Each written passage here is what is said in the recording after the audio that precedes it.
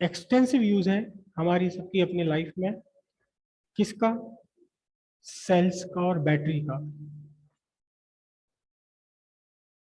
जो आपके मोबाइल की बैटरी है एक्चुअली वो सेल है। सेल और बैटरी एक ही है, बात है, थोड़ा सा डिफरेंस है।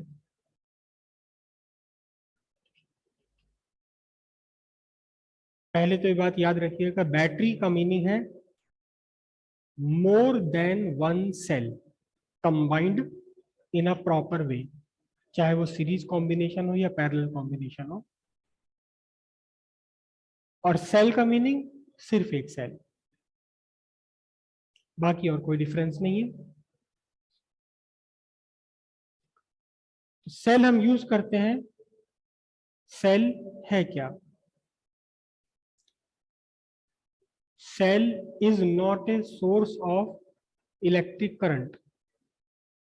Cell is not a source of electric charge. ना ये सेल करंट देता है ना ये चार्ज देता है। Cell is a device that provide electric energy in a closed circuit। सिर्फ और सिर्फ इलेक्ट्रिक एनर्जी देता है और कुछ भी नहीं।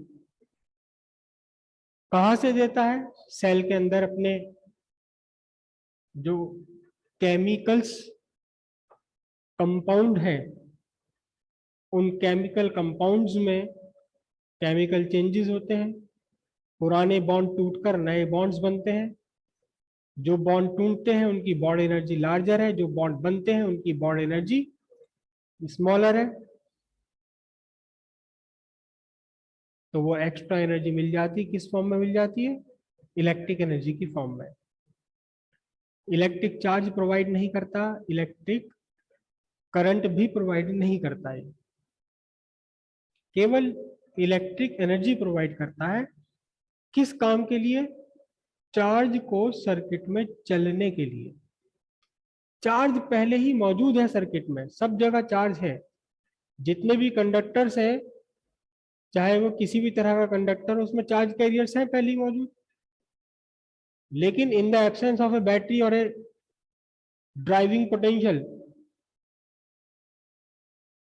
the charge particle, the charge carriers are in random motion such that there is no net flow of charge across any cross section। बस बैटरी क्या करता है?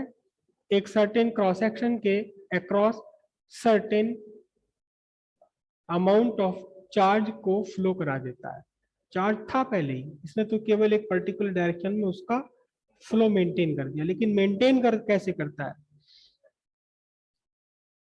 चार्ज फ्लो करने के लिए सबसे बेसिक रिक्वायरमेंट है, सबसे बेसिक रिक्वायरमेंट है potential difference. Potential difference, potential difference is the cause, current is it's consequence. Potential difference जहां भी होगा वहीं चार्ज का फ्लो बन जाएगा, भले ही सेल हो या ना हो, इससे कोई फर्क नहीं पड़ता। इससे कोई डिफरेंस नहीं पड़ता कि सेल है या नहीं है। लिक्विड की प्रॉपर्टी है फ्लो, लेकिन लिक्विड कब फ्लो करता है? आपके ये दो कंटेनर्स हैं, एक कंटेनर में यहां तक लिक्विड भरा हुआ है, दूसरे कंटेनर में यहां लिक्विड भरा हुआ है, और ये कंटेनर्स कनेक्टेड है थ्रू अ पाइपलाइन।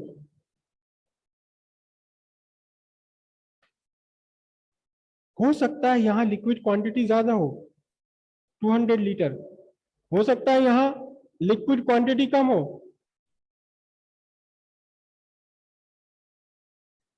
लेकिन अगर आप देखें तो देयर इज अ डिफरेंस। किसका डिफरेंस है? लेवल का डिफरेंस है। और जब लेवल का डिफरेंस है तो लिक्विड फ्लो करता है, कहां से कहां फ्लो करता है? From high level to lower level.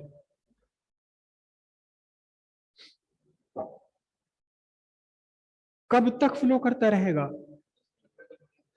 कब तक फ्लो करता रहेगा? जब तक कि दोनों साइड लिक्विड का लेवल सेम होता है।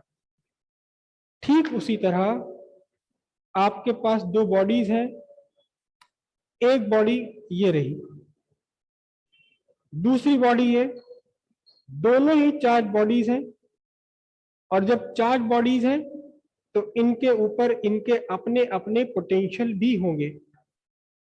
पोटेंशियल क्या है? 1/4πε0 Q/r, अगर हम स्फेरिकल बॉडीज की बात कर रहे हैं।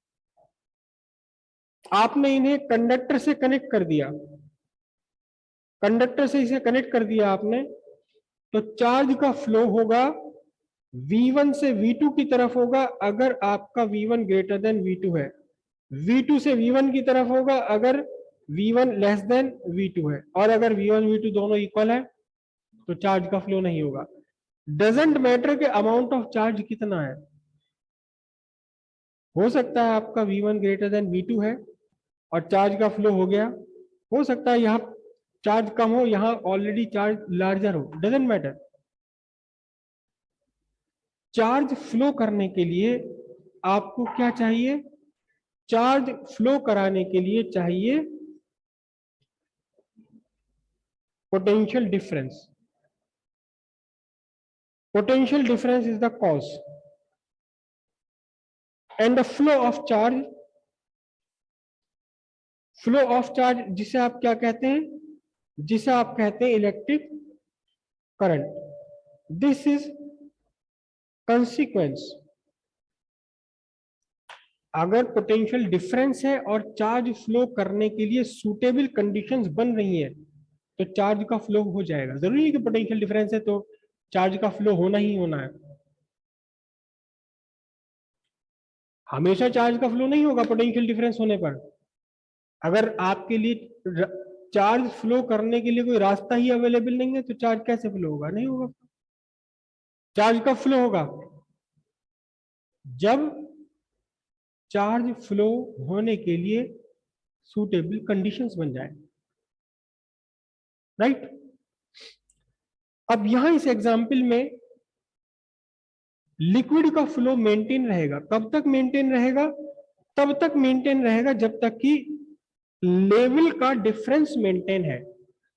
लेवल अगर सेम हो गया तो चार्ज का फ्लो बंद हो जाएगा। आप चाहते हैं कि आपके वेसल ए से वेसल बी पर लगातार चार्ज का फ्लो चलता रहे, वेसल ए से वेसल बी पर लगातार चार्ज इस लिक्विड का फ्लो बनता रहे, बना हमेशा ही बना रहे ये लिक्विड का फ्लो। तो आपको क्या रखना पड़ेगा? आपको इन दोनों के बीच का लेवल डिफरेंस मेंटेन रखना पड़ेगा। कैसे रख सकते हैं? बहुत सिंपल सी बात है, आपको यहां लगाना पड़ेगा एक पंप। एक ऐसा पंप लगाना पड़ेगा जो यहां बी से इस लिक्विड को उठाए और कहां पहुंचा दे? पहुंचा दे कहां? ए पर। उतने ही रेट से, एग्जैक्टली सेम रेट से जिस रेट से लिक्विड का फ्लो ए और बी, ए से बी की तरफ हो रहा है, एग्जैक्टली सेम रेट पर अगर ए से बी तक 5 लीटर पर मिनट का फ्लो है तो 5 मीटर पर मिनट ही इसे पंप को उठा करके पानी कहां से? बी से ए में छोड़ना पड़ेगा ताकि दोनों के बीच का लेवल मेंटेन रहे। लेवल मेंटेन रहेगा तो फिर फ्लो बना रहेगा। इस पंप को कुछ वर्क करना पड़ेगा। किसके लिए करना पड़ेगा? यहां से बी में से लिक्विड उठा करके ए तक पहुंचाने के लिए इस पंप को कुछ वर्क करना पड़ेगा। क्या इस पंप ने इस पूरे सिस्टम में लिक्विड प्रोवाइड किया है? नहीं प्रोवाइड किया। इसने सिर्फ वर्क किया, एनर्जी दी, एनर्जी खर्च करी। कहां से कहां तक? लोअर लेवल से लिक्विड को उठा करके हायर लेवल तक लाने के लिए। यही काम है सेल का किसी भी सर्किट के अंदर। इस पंप ने एक्चुअली क्या किया है? इस पंप ने मेंटेन किया है लेवल का डिफरेंस। लेवल का डिफरेंस मेंटेन किया है। इस लेवल डिफरेंस को मेंटेन करने के लिए ही इस पंप को वर्क करना पड़ा। तो सेल आपका क्या क्या डिवाइस है? सेल जिसका सिंबल सिंपल ये होता है, एक बड़ी लाइन एक छोटी लाइन, बड़ी वाली लाइन हमेशा पॉजिटिव, छोटी लाइन हमेशा नेगेटिव। सेल सेल क्या प्रोवाइड करता है? इलेक्ट्रिक एनर्जी टू द, याद रखिएगा ये भी, क्लोज्ड सर्किट। क्लोज सर्किट में, अगर ओपन सर्किट है मतलब चार्ज चलने के लिए कंडीशंस ही अवेलेबल नहीं है, ओपन सर्किट है, सेल काम करता है, इलेक्ट्रिक एनर्जी प्रोवाइड करता है सर्किट को। लेकिन कब? जब सर्किट आपका क्लोज्ड है। सर्किट में करंट चलने के लिए रास्ता बना हुआ है, रास्ता तैयार है। इसे दूसरे तरीके से आप ऐसे समझ सकते हैं कि आपका एक पाइप है,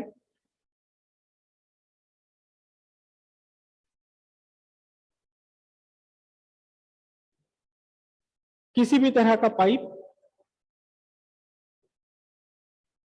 सीधे सीधे पानी डालने वाला, छिड़काव करने वाला पाइप, रबर वाला पाइप, और इस पाइप के अंदर आपने पूरी तरह से एक लिक्विड भर दिया, पूरी तरह से एक लिक्विड भर दिया।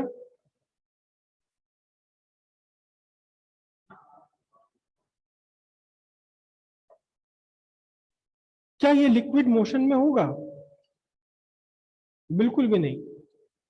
आपने दो सिरे, खुले हुए सिरे आपस में जोड़ दिए, पानी भर दिया, पूरी तरह से लिक्विड भर दिया इसके अंदर, क्या ये फ्लो करेगा इसके अंदर? ये बिल्कुल भी फ्लो नहीं करेगा। क्यों? क्योंकि फ्लो करने का मतलब ये विस्कस ड्रैग के अगेंस्ट इसे कुछ वर्क करना पड़ेगा। एक बार अगर आपने इसको फ्लो करा भी दिया किसी तरह तो बहुत जल्दी रुक जाएगा, विस्कस ड्रैग इसे रोक देगा। लेकिन आप चाहते हैं कि फ्लो करता रहे, फ्लो करता रहे, तो फिर आपको क्या करना होगा? आपको सिंपल तरीका अपनाना होगा कि कहीं भी इस क्लोज्ड सर्किट के अंदर आपको डालना होगा क्या? एक पंप डालना होगा। इस पूरे क्लोज सर्किट के अंदर आपको एक पंप डालना होगा।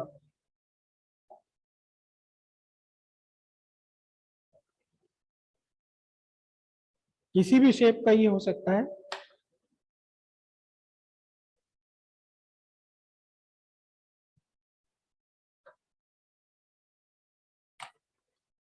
इस पंप को आपने इलेक्ट्रिक एनर्जी देनी पड़ेगी। क्या? एनर्जी। जरूरी नहीं कि इलेक्ट्रिक एनर्जी हो, जब इलेक्ट्रिक एनर्जी नहीं होती थी तब भी पंप थे बिना इलेक्ट्रिक एनर्जी के। रेहट के ऊपर आपका बैल होता है जो एनर्जी प्रोवाइड करता है, नीचे से पानी ऊपर लाता है। अब ये पंप क्या करेगा? एक साइड से पानी खींचेगा, दूसरी साइड पानी फेंक देगा। तो सिंपली इसने, पंप ने क्या काम किया है? एक पॉइंट पर इसने क्रिएट कर दिया हाई प्रेशर, और काउंटरली किसी दूसरे पॉइंट पर इसने क्रिएट कर दिया क्या? Low pressure. और लिक्विड की टेंडेंसी है, लिक्विड की प्रॉपर्टी है कि वो हाई प्रेशर से लो प्रेशर की तरफ मूव करता है। यही काम इलेक्ट्रिक सर्किट में है सेल का। प्रोवाइड करना है इसे क्या? प्रोवाइड करनी है इसे इलेक्ट्रिक एनर्जी। चार्ज प्रोवाइड नहीं कर रहा, इस पंप ने कोई लिक्विड प्रोवाइड नहीं किया इस सर्किट में, वो तो पहले ही था भरा हुआ। केवल एनर्जी प्रोवाइड करी, किसके लिए? इस लिक्विड के फ्लो को मेंटेन रखने के लिए, अगेंस्ट विस्कस ड्रैग और against some other resistive forces. तो सेल भी यही काम करता है। जब आप सेल लगाते हैं एक सर्किट में, सर्किट चाहे कितना भी कॉम्प्लिकेटेड हो, हम सिंपल एक रेजिस्टेंस बना रहे हैं। तो सेल ने क्या काम किया? इस पॉइंट पर क्रिएट कर दिया, मेंटेन कर दिया हाई पोटेंशियल, और दूसरे काउंटर पॉइंट पर इसने क्या मेंटेन किया है? Low potential. अक्सर इस निगेटिव वाले एंड को हम मान लेते हैं क्या? At 0 volt. अगर ये सेल आपका बैटरी है, मोबाइल की बैटरी है, मोबाइल की बैटरी का जो ईएमएफ होता है वो 3.7 वोल्ट है। तो इस मोबाइल बैटरी ने एक्चुअली क्या किया है, अपने निगेटिव टर्मिनल पर 0 वोल्ट मेंटेन किया और पॉजिटिव टर्मिनल पर 3.7 वोल्ट मेंटेन कर दिया। एक प्रेशर डिफरेंस, एक पोटेंशियल डिफरेंस क्रिएट कर दिया। इस पोटेंशियल डिफरेंस क्रिएट होने से क्या हुआ, इलेक्ट्रिक करंट इसमें स्टैब्लिश हो गई। जैसे यहां लिक्विड के मोशन को हम क्या कहेंगे, हम कहेंगे यहां लिक्विड करंट स्टैब्लिश हो गई, यहां एक इलेक्ट्रिक करंट स्टैब्लिश हो गई। चार्ज का मोशन, अगर ये कंडक्टर है तो निगेटिव टर्मिनल से पॉजिटिव टर्मिनल की तरफ होगा इलेक्ट्रॉन्स का मोशन, और कन्वेंशनल करंट निगेटिव चार्ज के अपोजिट यानी पॉजिटिव से निगेटिव की तरफ करंट। इसने क्या प्रोवाइड किया, इसने सिर्फ इस करंट को मेंटेन रखने के लिए, चार्ज का मोशन मेंटेन रखने के लिए इसने क्या प्रोवाइड करी, एनर्जी प्रोवाइड करी। कैसे प्रोवाइड कर दी एनर्जी, यहां देखिए ध्यान से, इसने भी एनर्जी प्रोवाइड करी थी। कैसे प्रोवाइड करी है, लेवल का डिफरेंस मेंटेन रखकर इसने भी वही काम किया है। इसने क्लोज्ड सर्किट के दो पॉइंट्स के बीच क्या मेंटेन रखा है, पोटेंशियल डिफरेंस मेंटेन रखा।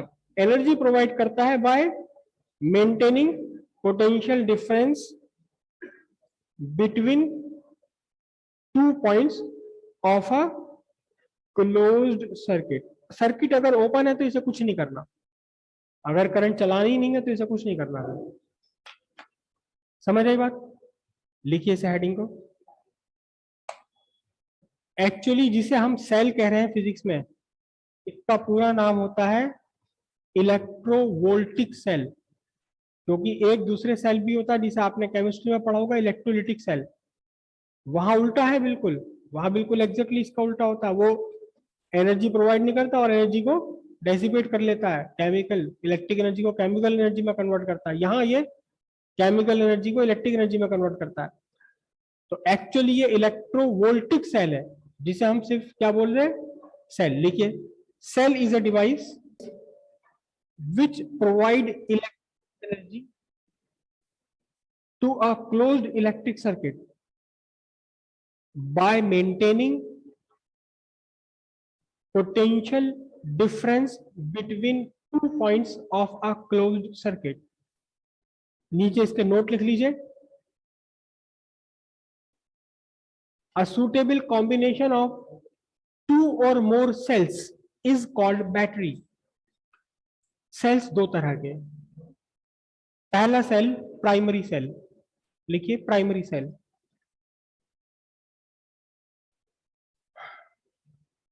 आप मार्केट से खरीद के लाते हैं 7 रुपए 8 रुपए 10 रुपए वाला सेल, उसे आप टॉर्च में या कहीं किसी रिमोट में, स्पेशली रिमोट में आप डालते हैं, वो खराब हो जाता है, खत्म हो जाता है, एग्जॉस्ट हो जाता है, फिर आपको नया खरीद के लाना पड़ता है। लेकिन आप मोबाइल में रोज नया सेल नहीं डालते।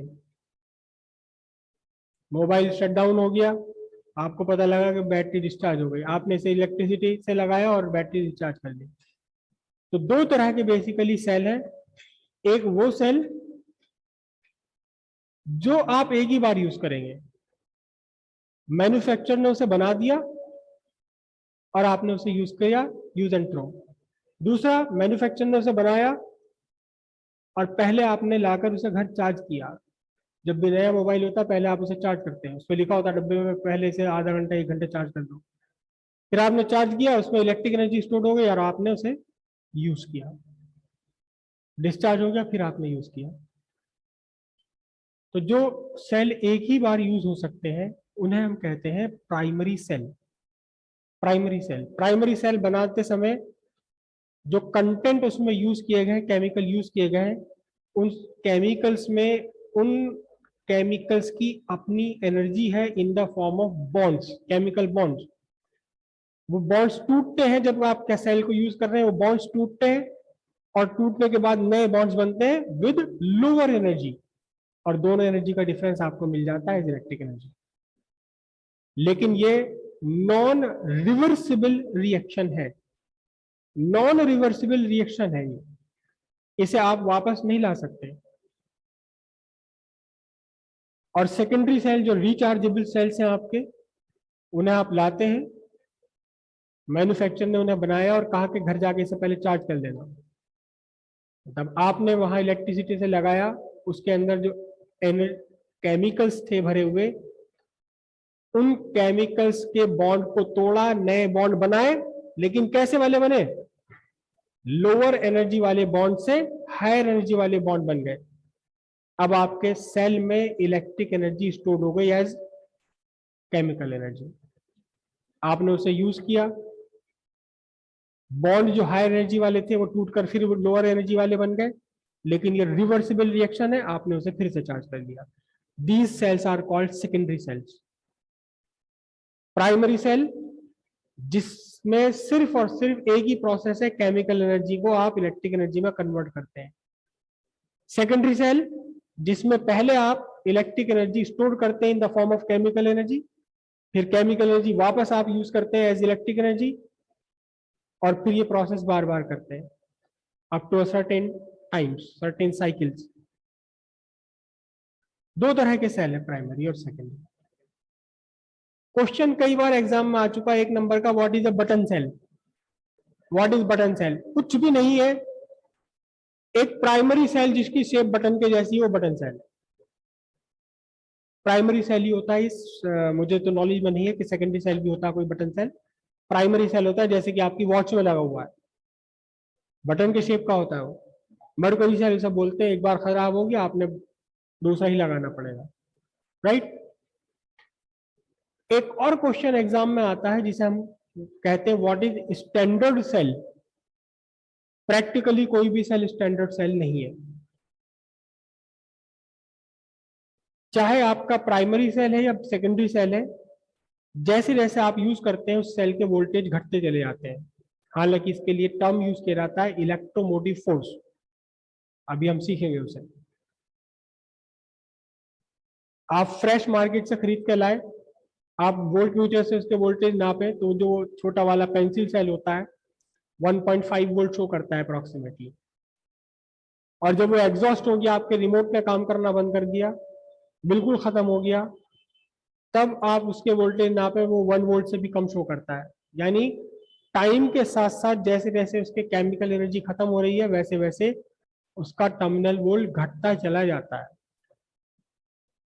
मोबाइल बैटरी में भी यही होता है, ऑलमोस्ट सभी जगह ऐसे ही होता है।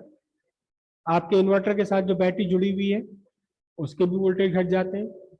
आपका इन्वर्टर काम नहीं कर रहा, मैकेनिक आके सबसे पहले बैटरी के वोल्टेज ही चेक करेगा, कितने वोल्ट आ रहे हैं, कितना वोल्ट बैटरी दे रही है। तो प्रैक्टिकली हर बैटरी के साथ यही है, क्या जैसे जैसे उसकी केमिकल एनर्जी कन्वर्ट होगी इलेक्ट्रिक एनर्जी में, उसके टर्मिनल वोल्टेज घटता चला जाएगा। लेकिन स्टैंडर्ड सेल एक ऐसा सेल है टाइम के साथ जिसका इलेक्ट्रोमोटिव फोर्स डिक्रीज ना हो, वोल्टेज उसके ना घटे। बेसिकली एक बहुत बड़ी कैपेसिटी का सेल अगर आप छोटे ड्यूरेशन के लिए यूज करते हैं तब हम उसे स्टैंडर्ड सेल मान सकते हैं। एक ट्रक की बैटरी, उस ट्रक की बैटरी से आप एक छोटा सा एलईडी जला लो, उसके वोल्टेज पे कोई फर्क नहीं पड़ेगा, ऑलमोस्ट वही का वही रहेगा। सेल का क्या काम? सिर्फ एक काम सेल का, सर्किट में इलेक्ट्रिक एनर्जी प्रोवाइड करना, ठीक है। और यहीं से सेल का सबसे इंपॉर्टेंट कैरेक्टरिस्टिक निकल कर आता है। अच्छा सेल कौन होगा? जो ढेर सारी एनर्जी प्रोवाइड कर दे। तो कितनी एनर्जी प्रोवाइड करता है, कितना अच्छा वो सेल है, इसके लिए हमने एक नया पैरामीटर बनाया जिसे कहते हैं इलेक्ट्रोमोटिव फोर्स। हेडिंग डाल दिए इलेक्ट्रोमोटिव फोर्स, ईएमएफ शॉर्ट में लिखते हैं ईएमएफ।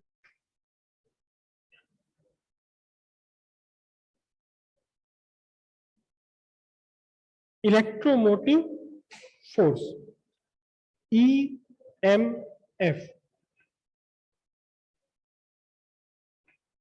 नाम इसका थोड़ा सा अजीब है, जबकि ये फोर्स बिल्कुल भी नहीं है।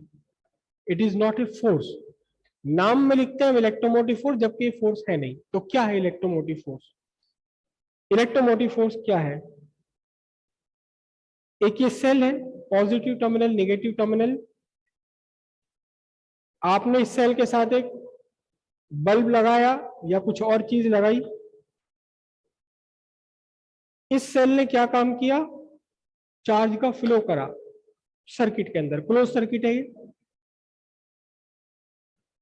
चार्ज चला यहां से कितना?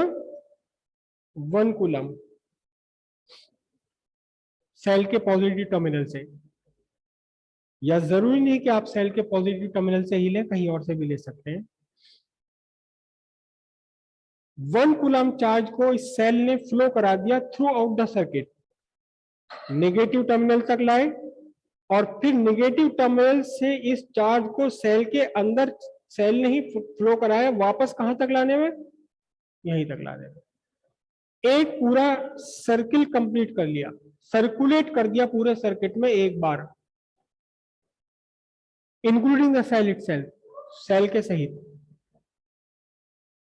सेल के सहित 1 कूलम चार्ज को सेल ने पूरे सर्किट में सर्कुलेट कर दिया। इस सर्कुलेशन के लिए सेल ने कुछ एनर्जी प्रोवाइड की। क्या प्रोवाइड की है? एनर्जी प्रोवाइड की। जितनी एनर्जी प्रोवाइड करी यही ईएमएफ है। किसके लिए? For circulation of 1 coulomb of charge. कब? वंस राउंड द सर्किट, जिसमें कि क्या भी इंक्लूड है?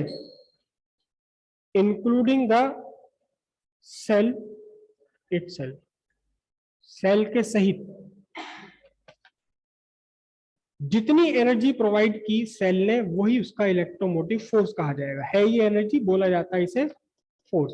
एक नॉर्मल सेल जो आप मार्केट से खरीद कर लाते हैं, उस सेल के ऊपर लिखा होता है उसका ईएमएफ, और ये ईएमएफ कितना है? 1.5 वोल्ट है।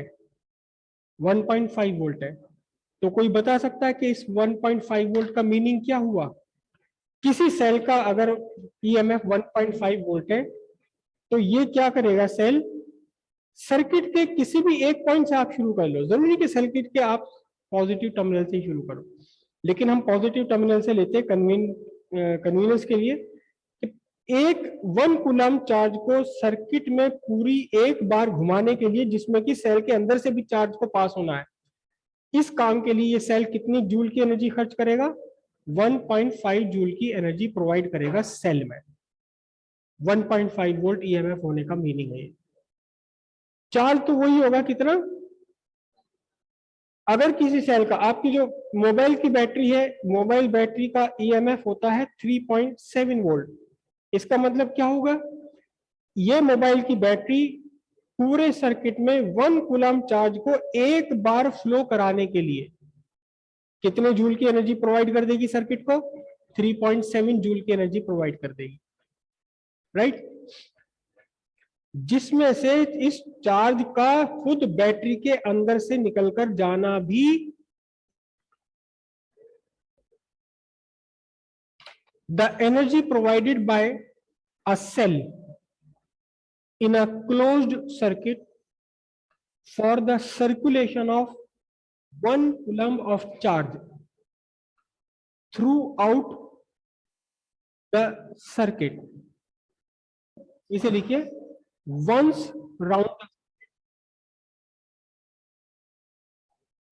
round the circuit including the cell itself is called EMF of cell. Its unit is joule per coulomb or volt. If W is the work done by the cell to circulate charge Q naught once round the closed circuit including the cell itself, the EMF of cell E equals W by Q naught joule per coulomb.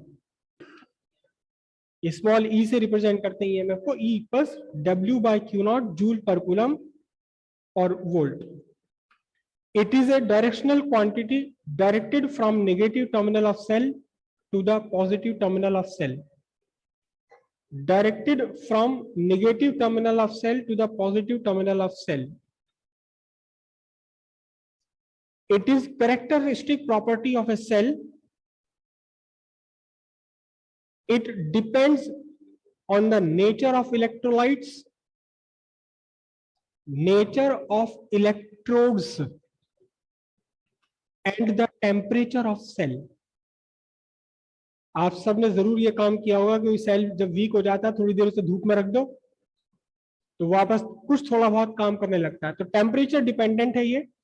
EMF down हो गया, exhaust हो गया cell के contents, लेकिन जब आपने उसका temperature बढ़ाया तो थोड़ा बहुत ईएमएफ बढ़ जाता है. लेकिन ये ईएमएफ सेल के शेप और साइज पर डिपेंड नहीं करता. आप पेंसिल सेल ले आए मार्केट से, वो भी 1.5 वोल्ट का होता है. उससे बड़ा वाला सेल ले आए, वो भी 1.5 वोल्ट का होता है, जो लगता है काफी मोटा सा सेल होता है, जो लगता है गैस गीजर में, गैस गीजर के अंदर उसे स्पार्क क्रिएट करने के लिए इतने मोटे मोटे सेल, लेकिन है वो भी 1.5 वोल्ट के ही. अगर आप बाल्टी के बराबर भी सेल बना लो, लैक्लांची सेल होता है, वो लैक्लांची सेल होता है, तो भी उसका ईएमएफ कितना रहेगा? 1.5 वोल्ट. लेकिन उसके अंदर एनर्जी कंटेंट बढ़ जाएगा, वो ज्यादा देर तक एनर्जी आपको प्रोवाइड कर पाएगा. ठीक है, लिखिए, it does not depend upon the shape and size of cell.